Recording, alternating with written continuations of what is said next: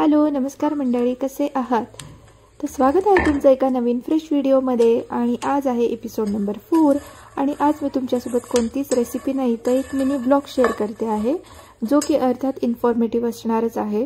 तर आज आम्ही एका ठिकाणी चाललो आहोत आणि तिथला रिव्ह्यू एक शॉर्टमध्ये सांगायचं झालं तर तिथला रिव्ह्यू मी तुमच्यासोबत आज शेअर करणार आहे. तर आम्ही जिकडे चाललेलो आहोत ते कुठलं ठिकाण आहे ते मी तुम्हाला पुढे दाखवतेच. पण त्याआधी मी इथे थोडेसे तिथे जायचे म्हणून थोडे पॉपकॉर्न्स बनवून घेतले. त्यानंतर थोड्याशा ज्वारीच्या लाह्या करून घेतल्या आणि छान सगळं पाणी वगैरे घेऊन असं छोटं मोठं सामान घेऊन आम्ही बरोबर 3:30 वाजता घरातून निघालो. कारण की आपण जिथे चाललो आहोत ते ठिकाण 4 वाजता ओपन होतं. अर्थात सकाळीही त्याचा टायमिंग आहे, पण सकाळपेक्षा मी तुम्हाला सजेस्ट करेन की तुम्ही संध्याकाळीच जा. तिथे संध्याकाळी खूप छान वाटतं.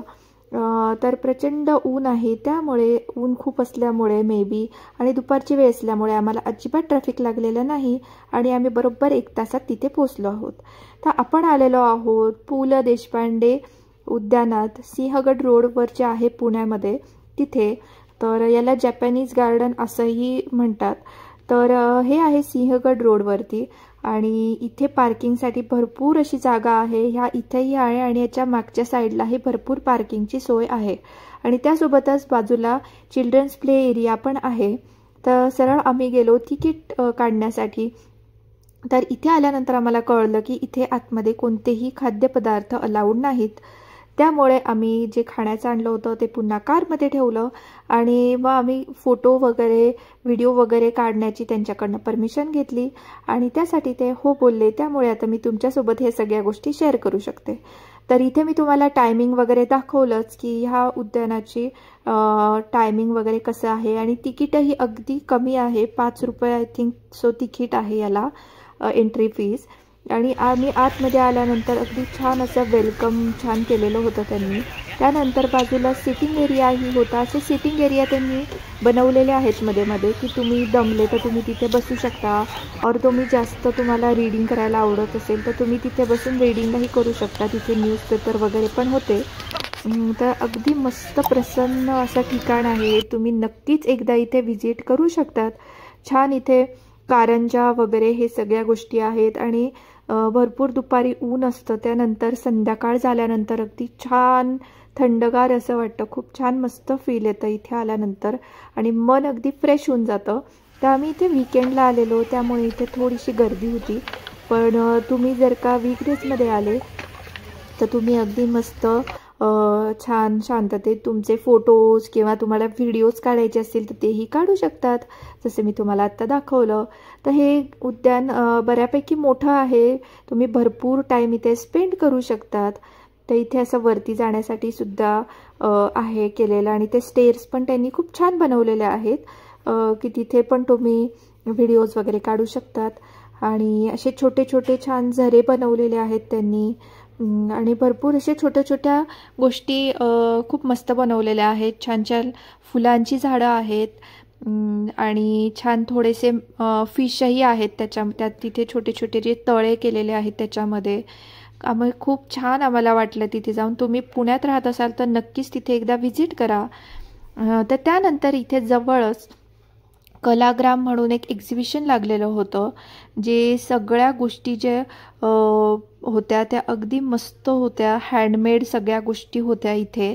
भरपूर कलेक्शन आहे इथे. भरपूर स्टॉल्स होते इथे आणि साड्यांचे वगैरे असे ट्रॅडिशनल वगैरे अशा भरपूर साऱ्या गोष्टी होत्या. बघण्यासारखंही इथे खूप सारं होतं. त्याच्यानंतर तुम्ही इथे साड्या घेऊ शकतात. त्याच्यानंतर घरातल्या डेकोरेटिव्ह आयटम्स तुम्हाला काही पाहिजे असेल तर त्याचेही बरेचसे इथे स्टॉल्स होते. इथे गोधडी जी असते त्याचीही स्टॉल होता, तुम्ही बघू शकता.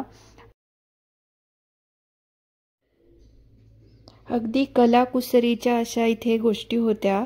अँटिक पीस तुम्ही बघू शकता. जर तुम्ही याचे फॅन असाल तर नक्कीच तुम्ही इथे येऊ शकता आणि हे बघू शकता.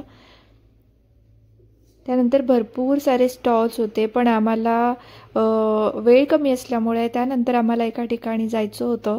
तर त्यामुळे आम्ही अगदीच कमी स्टॉल मी बघितले आणि तुमच्यासोबतही अगदी थोडंसंच मी शेअर करते. तुम्ही इथे आलं तर तुमचा भरपूर इथे तुम्ही वेळ काढूनच या. अगदी छान ट्रॅडिशनल अशा सगळ्या इथे तुम्हाला गोष्टी बघायला मिळतील.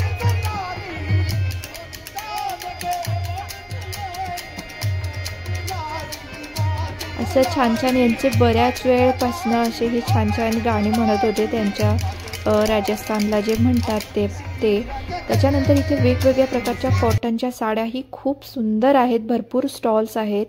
आणि त्यानंतर आम्ही जेव्हा बाहेर येत होतो तर तिथे आम्हाला एक नवीन गोष्ट दिसली. तर आपण जे प्लांट्स लावतो तर ते त्यांनी बांबूपासून बनवलेलं होतं ते छान असं. तर तुम्ही एंट्रीला सुद्धा किंवा तुमच्या टेरेस डेकोरेशनसाठी सुद्धा छोटे छोटे प्लांट्स लावण्यासाठी हे बघू शकतात. खूप छान होतं हे, मला खूप आवडलं. पण वेळ कमी असल्यामुळे आम्ही तिथनं पटकन निघालो आणि निघाल्यानंतर आम्हाला खूप ट्रॅफिक लागलं. तर खूप भूक लागल्यामुळे आम्ही जो खाऊ आणला होता तो आम्ही छान कारमध्ये खाल्ला. आणि आम्ही येताना आम्हाला 1 तास लागला आणि जाताना आम्हाला 2.5 ते पावणे 3 तास लागले. जवळपास 3 तास लागले आम्हाला जाण्यासाठी, कारण खूप ट्रॅफिक होतं. तर हे ट्रॅफिकमधून कसंबसं आम्ही खूप लेट बड्डे पार्टीला पोहोचलो आणि तिथे छान जेवण केलं आणि त्यानंतर घरी गेलो. तर तुम्हाला हा व्हिडिओ कसा वाटला मला नक्कीच कळवा. भेटूया आपण नेक्स्ट एका फ्रेश व्हिडिओमध्ये. तोपर्यंत आनंदी राहा. बाय.